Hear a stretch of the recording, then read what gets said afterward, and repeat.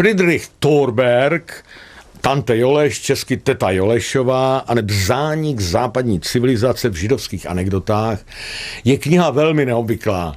Thorberg, který přežil druhou světovou válku, byl Rakušan a měl smůlu, že ho vyhodili z gymnázia za špatné chování a tak jeho otec rozhodl, že půjde do Prahy a bude chodit do německého gymnázia, myslím, že tenkrát byl ve Vodičkově ulici, a tím pádem prožil své mládí v Praze i ve Vídni. Friedrich Thorberg se proslavil tím, že v 18 letech napsal román o svém spolužákovi a za ten román byl vyhozen těsně před maturitou i z toho pražského gymnázia. A nastoupil do Praga Tagblatt, který tenkrát, myslím, sídlil někde také ve Vodičkové ulici. A vlastně vystupuje v té knížce Teta Jolešova jako kronikář těch předválečných kaváren, hlavně ve Vídni a v Praze, ve kterých pokračoval ten rakouský život středních vrstvy, zvláště té židovské, tím nezapomenutelným a podivuhodným způsobem, který už dneska neznáme.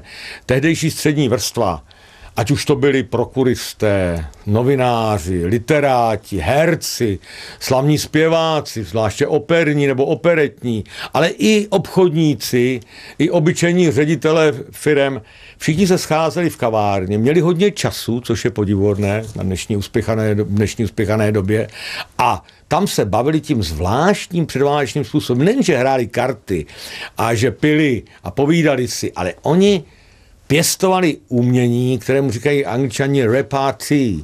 To je umění hbité, okamžité, vtipné, nečekané odpovědi. Něco, co ovládali ještě bavičové, řekněme, 60. let. Já ještě pamatuju na Štuchala, Štercla, Holcmana, že tyto lidi.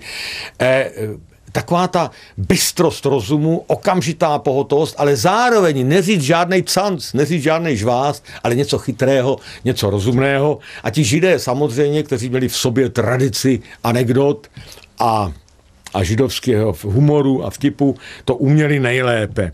Takže to je knížka právě o takovém životě v těch kavárnách, o těch anekdotách i o tom, jak vlastně tito lidé kosmopolitní v tom rakousko-uherském smyslu, ať už pocházeli z Černovic, z Lemberku nebo z Budapeště, všichni se v těch kavárnách našli, všichni měli svůj společný jazyk, němčinu, a všichni dovedli hebitě, okamžitě, vtipně na všechno odpovídat. Knížka veselá a zároveň smutná, protože vlastně Thorberg píše o zániku civilizace střední Evropy, kterou potom druhá světová válka rozmetala na cucky.